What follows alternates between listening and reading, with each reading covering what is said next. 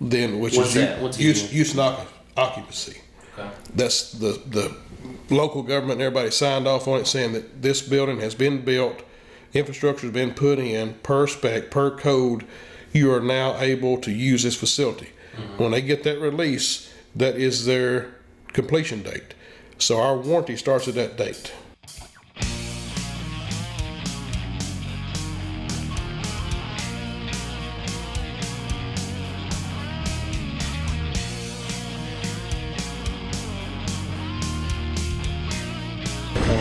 All right. It's all runnings, yo. So, It's all running. Sorry. it's all running. It's all running. Let her rip. It's all right. It's all right. It's all running. All right, now we can start. No, okay.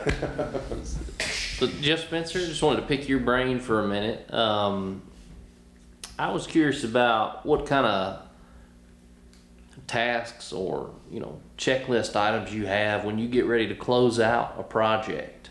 How do you tie up all the loose ends and get ready to completely disconnect from a project and move on either to the next one or multiple projects? Well, it starts off, like punch list items that, the GC or the owner you're working for and yourself, would go through the job as it's closing out.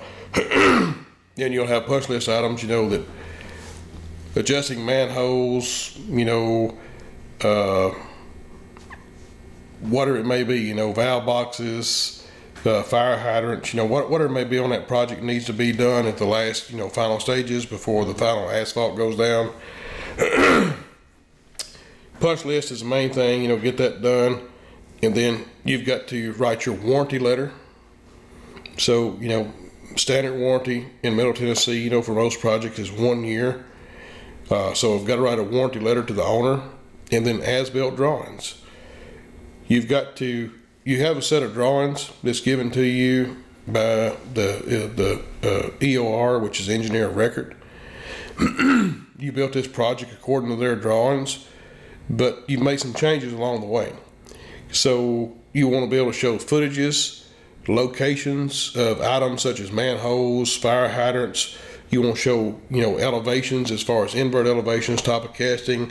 Same way with grade work. You want to show a finished floor elevation on building pads.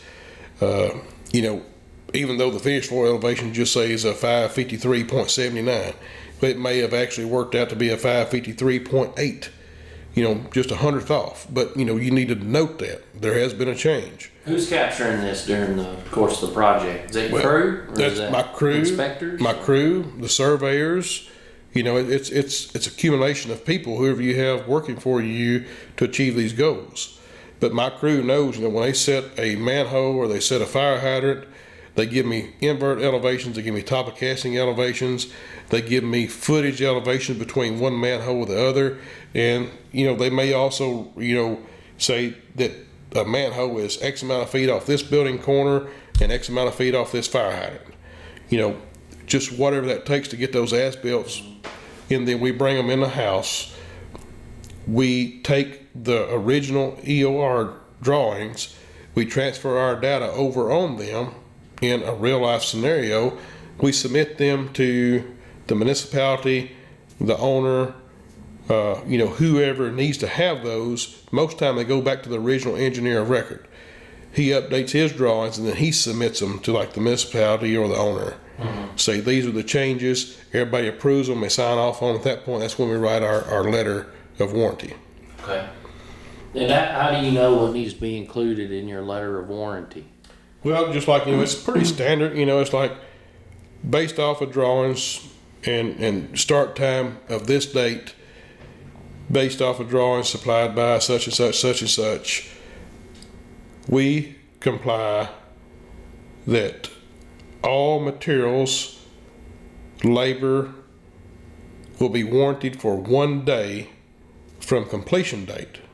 Whatever that completion date is, it doesn't matter what time that my scope of work is finished.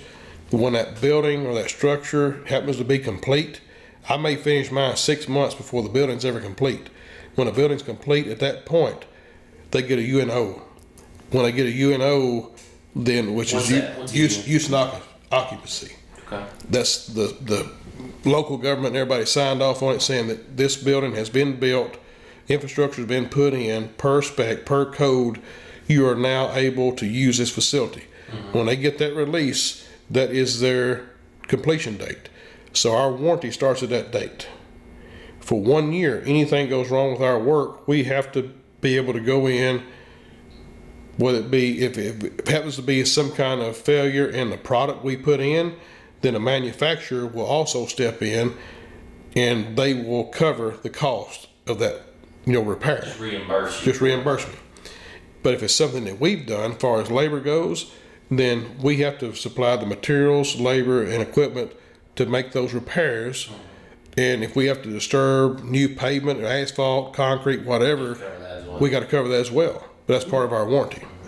But I mean, there's a point, right, where you could go down this legal rabbit hole and you could say, okay, well, this is also going to cause us, this delay in traffic is going to cost us 20% production or 20% sales on this day. And they say, you'll also have to cover our daily expenses for half a day or 1 day. I mean, you ever get to that level of warranty, or is it purely to fix the Sometimes, issues? but it's very, very seldom.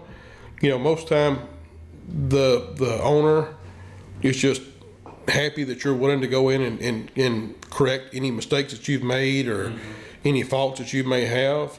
And plus it builds a good reputation with you and them on the next project. You're like, hey, we want to continue to use these guys because they stand behind their product. Regardless of whatever the issue is, they're going to come back and make it right. And that's what you want to do. You got to have those relationships. If you're constantly taking advantage of owners and not doing or giving 100, 110%, then, you're not going to do work for those people in the future. Right. And as you build those relationships and they know you do good quality work, you may not have to be the lowest bidder. You may be 5, 6, 7% higher, but they're like, hey, we've used these people in the past and they're top notch. I'd rather pay a little more money as I had to go through the headache with somebody else. Could end up being cheaper in the long run. Long run, absolutely. Yeah. So that's why it's very important to do your best work, even if it costs you money in the end. Be willing to go back and fix your mistakes and correct those, because it's gonna pay dividends in the future. You've got your punch list items, you've got your warranty. Anything else that's required to close out that job? No, that's pretty much it. Once you have your warranty letter and your punch list items are met, then they know the job's complete and they know you've done what you said you're going to do. And like I said, you got 1 year that you got to honor that warranty. And we've had situations, like 13, 14 months down the road, they call us, hey, I know it's out of your warranty. We've got this issue. And 9 times out of 10, we go back and we at least split the cost with them. Yeah. Or sometimes we'll eat all the costs, depending on what it may be. Yeah. Well, even on a personal level, that doesn't feel good, right? Like the day after your warranty runs out, your shit breaks. Very good, yeah. You didn't mention anything about cold beer. When does that take place at the end of a job? When that job is done and complete, and you don't have to go back, then there's a lot of cold beer. Okay. Yeah. I was curious. Do you have a ritual or something you do to cap off a successful project? Insurance is sent, received, and accepted. Is that when you? Yeah, exactly. Okay. Good. Yeah. Good. But no, I mean it's not really a ritual. It's like you want to get to the point to where you do quality work and it's expected. It's not like, oh yes, this turned out good. It's like, It shouldn't be a celebratory beer. Right. We pulled this off. We overdid it. Yeah, let's celebrate beer. Yeah. I like that. And always be willing, because we may bid the projects, we may oversee them, but your guys in the field are the ones that's getting the quality work. They're the ones doing it. Yeah. Always be willing to go out, give a little bonus. If a job goes well and everything comes in at budget or under budget, give a little bonus. Tell you guys how good a job they've done. Give them a pat on the back, take them out to eat. You'd be surprised how far that goes. That makes them willing to go above and beyond on the next project. Yeah. And, let's be realistic. It don't matter how good or how great your management staff is. If your field guys aren't confident in you and feel like they're appreciated, you're going to get secondary work. Yeah. But if they know that you appreciate them and you got their back and you're willing to give them just a little bit to show your appreciation, they're going to go above and beyond on each project.